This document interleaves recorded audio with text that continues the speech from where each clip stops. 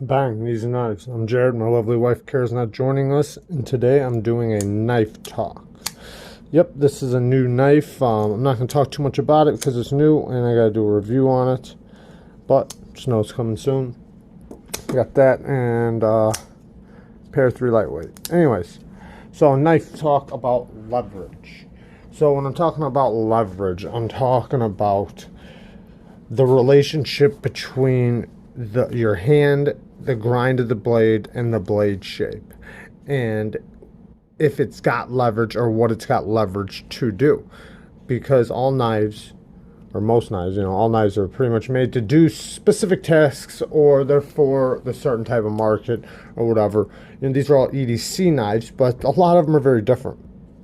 And there's some here on the outskirts you can't see. I might pull them in. I probably won't get to all these, but I tried to pull out a bunch of different shapes and sizes for you guys to understand what I'm talking about. So there's a lot of things I've noticed, like during my, I don't know, knife experience that I'm starting to, not even starting, but that I'm watching out for, and I don't know if trying to find, or just stuff that I look for in a knife depending on the task that I want it for. Like certain cuts that I do on a day-to-day basis require certain blade shapes and designs, etc. So certain knives, or something that I've noticed with knives is that one thing that seems to give you lots of leverage is a straight back design with the handle. Now, and the reason why is because we all have hands. Even if you're missing a finger, or if you have a smaller hand or a bigger hand, your palm is still going to give you leverage with a knife that has a straight back design, because it's going to lay across your palm. And there's also another one with where it's got the swell right there, and that's going to go right here in the middle of your palm, for push cuts and stuff. But not all knives are made for push cuts. Some knives are made to be held in a different way, like this. It's made to be held more like this, not so much. I guess you can hold like this, and I've used this thing for lots of different tasks and held it and did push cuts. But to do a push cut with this, one, it's too small in the hand, and it's too thin this way. So when you go do a push cut, like I can't stop this thing from turning and spinning. And the reason why is because it's so small. When you make a fist, once you get past a certain point, you're losing tension. Like you're not going to be able to squeeze that hard. But with something that's a little thicker, you can get a lot of pressure on. You can keep it from moving. Something small, you really can't, and especially if you don't have the leverage from these two fingers. And that's another thing I want to talk about. So when you're using a knife and you're pushing or cutting in any way, the part you're going to feel, because the knife's always going to go back, right? The blade's always going to get pressure on it, depending, on how thick the blade stock is and how thin it is behind the edge. Depends on how much pressure you're going to get. But when you get the pressure, you're going to get it over here in these two fingers. That's going to hold it. And then right here in your palm, at least when it's in this position. When you change it to here, it's going to be different, obviously, and just like this, in different ways. But with this type of hold, it's going to be these two fingers right here, and then back here in a palm. So being able to hold a knife all the way across, even a knife like this that you can hold all the way across, right? It's nice and thin behind the edge, so it's going to go through things very easily, but it's still a little thin. So I got more control, but not as much. Even though I'm squeezing as hard as I can still shift this thing. So that's what's going to happen when I'm cutting. So this to me is a knife that I hold like this. I don't hold it. Sometimes I'll hold it like this, for certain cuts, but they're going to be light duty cuts. It's never going to go through thick material that's going to give me resistance. I'm never really going to put this knife through that, type of use, maybe a little bit, but not like in an all day scenario or anything like that. And in some the cases, this might exceed, because depending on the material you're cutting, you might want a blade shape and size and thickness just like this to zip right through it. It just depends. That's why, everybody's different, you know, in what they're cutting. But even like a small knife like this, I got to review this, so I don't want to say too much about it. If I hold it like this, I get zero leverage, nothing. Like there's no really way for me to hold it like this. There's nothing. But now once I get it up like this, now I have full control of it because it's wide here, so I can get a really good grip. Now I can't turn that thing really at all, but look at how much blade I got. So whatever I'm cutting is going to be rubbing my hand. So this is more of a knife like this, where you just kind of use it like that. You know, it's not a knife you're going to get any leverage out of unless if you're like this. But I hope you guys know where I'm going with this. But even like the badass bare knuckle, I love this knife. I really do. I like this knife. But this knife has, it's not even a fatal flaw because it's a good thing and a bad thing. Good thing is it's nice and thin in your pocket. You don't even feel it's in your pocket because it's so thin. But in your hand, when you're using it, it's also thin. So even though it's a little bit wider here and gives you a nice grip and tapers down in a nice way for you to get a really good grip, it's thin. So it's not like an all-day push cutter, user. It's more of just light-duty EDC. And even though you can use it for heavy stuff, but it's not going to give you a lot of leverage. Now, going back to the straight back design, like something like this. When you can get a knife that is nice and thin behind the edge, maybe a thinner blade stock or at least good blade geometry, and a nice straight back design and a place where you can land your fingers wherever you're comfortable, you're going to get a lot more leverage. Even if it has the little finger notch like right here, you're still going to be able to put your fingers pretty much wherever. So when you get a thick knife, when it's nice and thick and wide here, and especially for like my size hand, obviously everybody's hand size is different, but this is a very versatile knife that I can get a lot of leverage out of, and I can use the tip still. But once you get to, say, like a knife like this knife's specific task is going to have leverage pulling back. Yeah, you can do push cuts and you can slice with it, but it's not for that. This knife is for like a hawksbill blade is a utility blade shape that's either made for self-defense or for like carpet cutting, linoleum cutting, stuff like that, and carpentry and stuff. And it's made for you to put the tip in, and then the material gets pulled into the blade in spreads. So that's how it's going to be used. So it's going to be being pulled out of your hand. So that's why this little hook is right here, to prevent it from being pulled out of your hand, because you're pull cutting. So, if you're looking for a knife that's specifically for that type of work where you're pull cutting, then this thing would be awesome, because it's, pulling the material into the blade, and it's got the little hook. So, it gives you leverage pulling it back. Now, when I'm doing push cuts, I'm going to have leverage, but not quite like the other way that it's intended for, because it's not intended the other way. Something like this has the nice straight back design, but its fatal flaw is it's too skinny right here and right here for the thickness of the blade. Look at how thick this blade is. I can grab any knife right now. Look, Griptilian's got a thick blade, and it's a blurry. Hold on, sorry guys. But you can see, look how much thicker that blade is. This blade is ridiculously thick. So it's not a knife that goes through push cuts very well. I mean, it's obviously, it's thick as a brick. And so push cutting at this thing is not enjoyable, and it's thick behind the edge.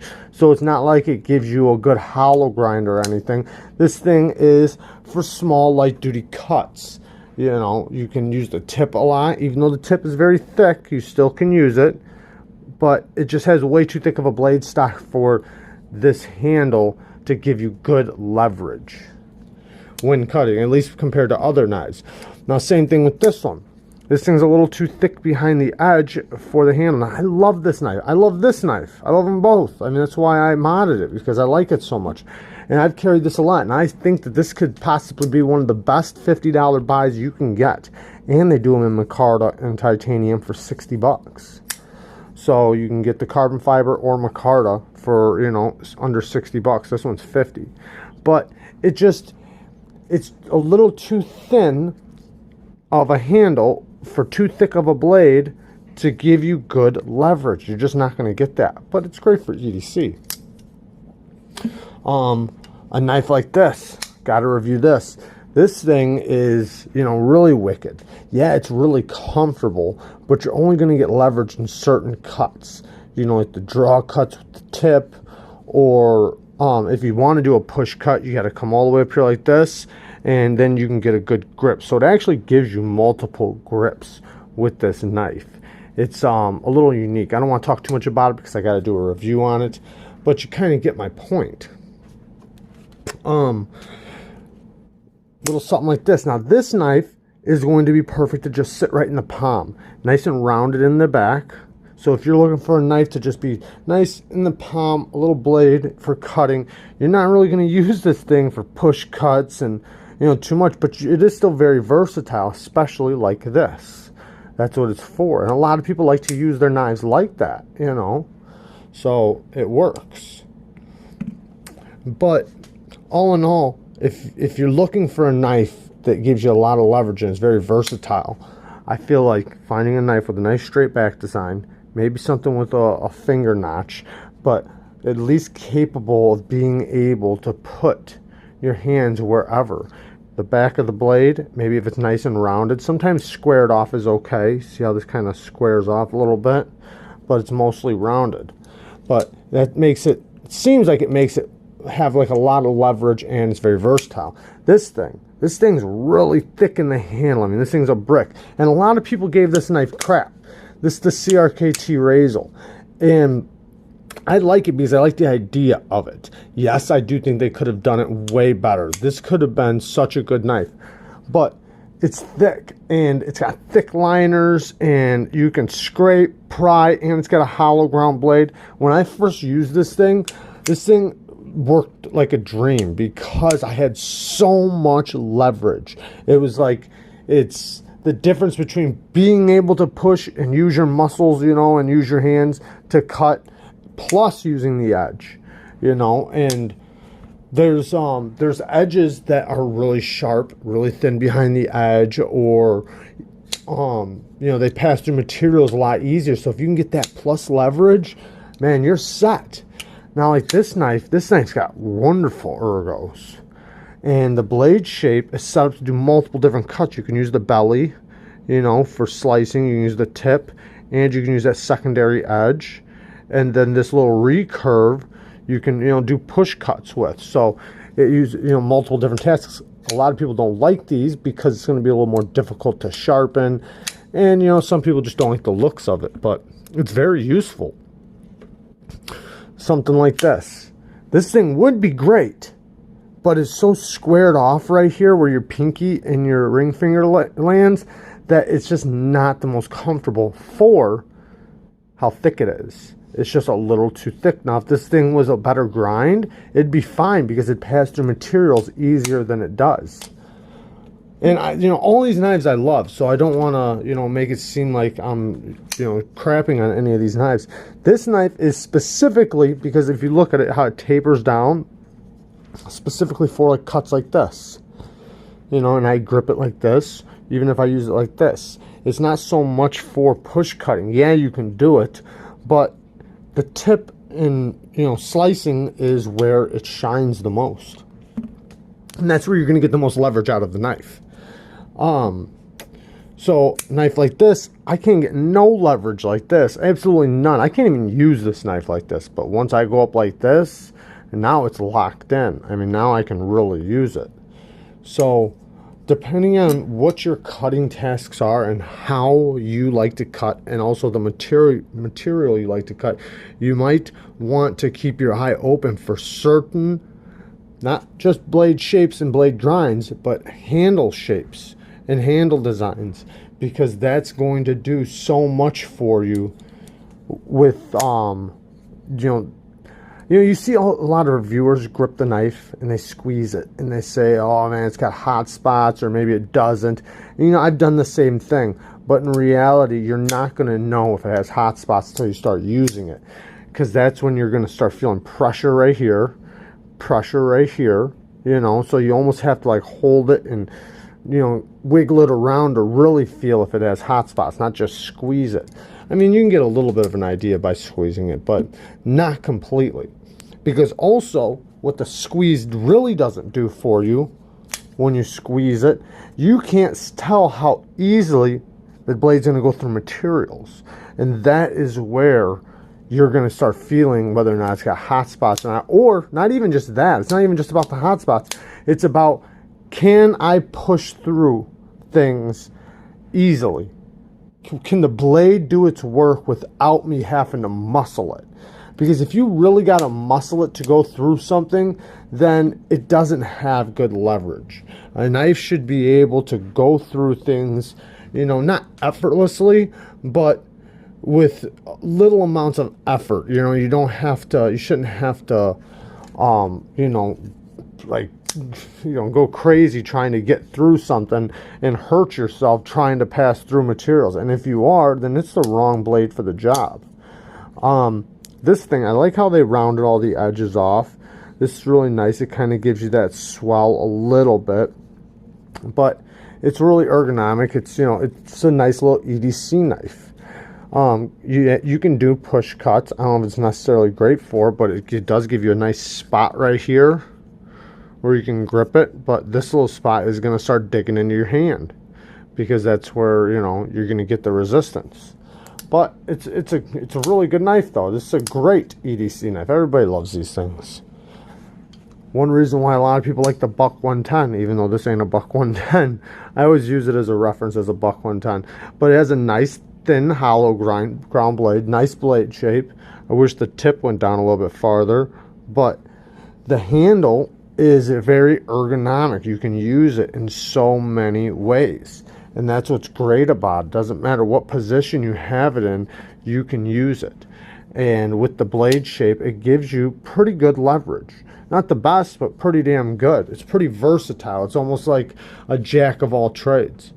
But I think you guys know where I'm getting at with this.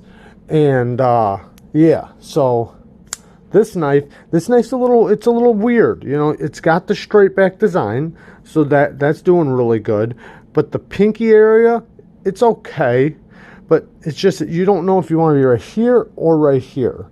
I really like this knife, so I use it kind of like that. I don't like to push the button, but I mean, I use it however it's comfortable. But this isn't a knife you're going to get a lot of leverage out of. You're definitely going to want the blade geometry to do most of the work with this. And that's sometimes what you have to do with a lot of knives. If they're not comfortable or anything, you got to let the blade geometry do the work. But if you have bad blade geometry, then it winds up becoming a mess. Or if you have good blade geometry, but the handle sucks, then, you know, you're kind of, you're not going to get to the performance you could get out of a knife that has really good ergos, really good leverage when you're pushing, with, you know, coupled with the blade geometry and blade shape, depending on what the blade shape is for the job you're doing. But there you guys go. Just a little talk about leverage. Love you guys. Peace.